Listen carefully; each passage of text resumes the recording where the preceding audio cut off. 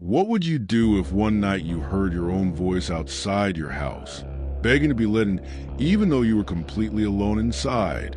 Hi everyone and welcome to Mr. Unknown Storyteller. If you are new here, hit subscribe and don't forget to press the bell icon for more stories like that. We dive into darkest, chilling horror stories. This story takes place deep in northern Arizona near the edge of Navajo land, where the desert stretches for miles and the silence at night feels heavy enough to crush your chest. Me and my boy Marcus thought it would be a smart move to film a Skinwalker documentary out there for our small YouTube channel, because everybody in the US is obsessed with cryptids and creepy desert legends. We figured easy clicks, spooky vibes, maybe catch a shadow. On camera and boom were trending. But out there we realized real quick some legends don't like being filmed. The first weird thing happened at a gas station outside Flagstaff when the old cashier looked dead at us and said if something calls your name out there, no it didn't. We laughed because that's what idiots do before horror movies really start. By the time the sun dipped below the red rocks in the sky turned pitch black, we had set up near an abandoned ranch with a busted barn end. A windmill squeaking like it was crying for help. The desert was dead silent until we heard a howl that didn't sound like any coyote I've ever heard. It sounded stretched and wrong, like something practicing how to be an animal. Marcus stopped filming mid-sentence and just stared into the dark. Then we heard footsteps circling the barn slow. And steady crunch, crunch, pause, crunch, crunch, pause, like it wanted us to know it was there. I swung my flashlight, but saw nothing except us floating in the beam. And then we heard it, my voice, clear as day from the other side of the barn, saying, "Marcus, help me." Marcus looked at me like, "Bro, stop playing." And I swear on everything I never opened my mouth. It came again closer this time, "Marcus, help me," but the words sounded bent like a broken speaker glitching. We backed toward the truck, and that's when we saw it standing near the fence line, tall and twisted like a coyote forced upright with legs too long, and eyes glowing dull yellow in the moonlight. It wasn't running. It was just watching us like we were already caught. Marcus dropped the camera and we sprinted for the truck, but before we reached it, the thing opened its mouth, and in my mom's voice, it said, "Tyler, baby, come here." And that's when my blood went ice cold, because my mom lives in Texas and calls me baby when she's worried. The engine wouldn't start at first, and I swear that creature got closer without even moving fast. When the truck finally roared to life, we peeled out, and in the mirror, I saw its smiling head tilted like it was amused. We thought that was it, just a terrifying night we'd use for views. But when we reviewed the footage back in Phoenix, we saw something that kept us from sleeping ever again. Every time we heard the voice, there was a tall shadow behind us in frame, mimicking our movements a half second too late, like bad internet lag in real life. And right before the engine started, the audio glitched and Marcus's voice whispered, "Let it in," even though he swears he never said that. 3 nights later at exactly 3:12, and Marcus called me whispering that something was scratching outside his 3rd floor apartment window where there was no balcony. Then I heard my own voice through his phone from outside his door saying, "Marcus, open up, it's me." I was 40 minutes away at home. Something slammed against his door hard enough to shake the frame, and the call dropped. When I got there, cops were outside, and Marcus was in shock because they found long, narrow footprints on the ceiling, like something walked upside down and carved into the wall above his bed with the words "almost" in. He moved out a week later, but gave me a flash drive with new footage from the desert. This angle wasn't ours. It was from behind the fence, like somebody had been filming us. You could see the creature clearly, skin stretched over bone, mouth splitting too wide, and inside its mouth were smaller mouths whispering. It stared into the camera and said, "You left the door open before the screen cut black." That same night, there were 3 slow knocks on my own front door. I checked my security camera, and for half a second it showed me standing outside wearing the same hoodie, smiling too wide with yellow eyes. The live feed glitched, and through my phone speaker my voice said, "Tyler, let me finish coming in," and then my house went pitch dark. No power, no sound except breathing right behind me. So let me ask you again. If you heard your own voice outside tonight asking to be let in, would you open the door, or has it already found another way inside? The breathing behind me didn't stop. It didn't rush me. It didn't touch me. It just stood there like it was enjoying the moment, like it knew fear tastes better when it marinates. I couldn't move, couldn't even blink. My whole body felt locked, like if I turned around too fast, it would finally get what it wanted. And that's when it whispered my name. Not loud, not aggressive, just soft and patient. Tyler. The voice was mine. Same pitch, same tone, but layered, like two recordings playing at once, slightly out of sync. I slowly lifted my phone, using the black screen like a mirror to see behind me. And for half a second I saw a shape tall, crooked, its head bending at an angle no human neck should bend.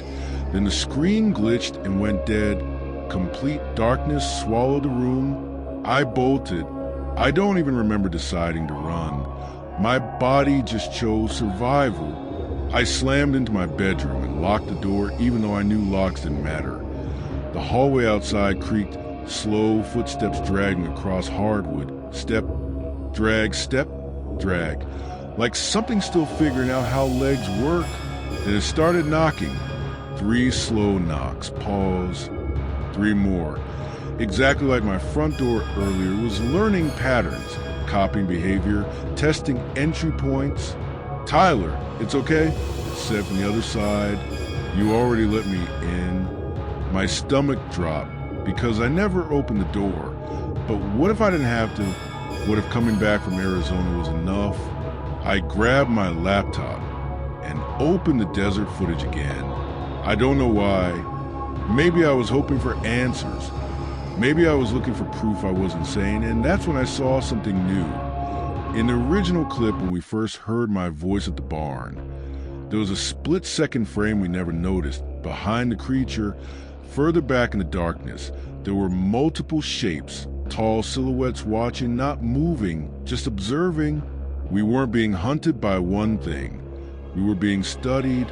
The knocking stopped. Silence filled the hallway again, and then my bedroom door handle slowly started turning. Not violently, not forced, just gently, like someone checking it was unlocked. When it didn't open, the voice chuckled, but this time it wasn't just mine. I heard Marcus. I heard my mom. I heard the gas station clerk. All layered together in a chorus of familiar tones stitched into one unnatural sound. Almost in they whispered. I called Marcus even though I knew it was late. He answered on the first ring like he hadn't slept in days. Before I could speak, he said, "It's with you now, isn't it?" My throat went dry. He told me something he never had the courage to admit. The night at his apartment when the cops found those ceiling footprints. There was something else. Something they didn't put in the report. The officers claimed his bedroom security cam captured him standing in the hallway at 3:12 a.m. staring at his own door from the outside.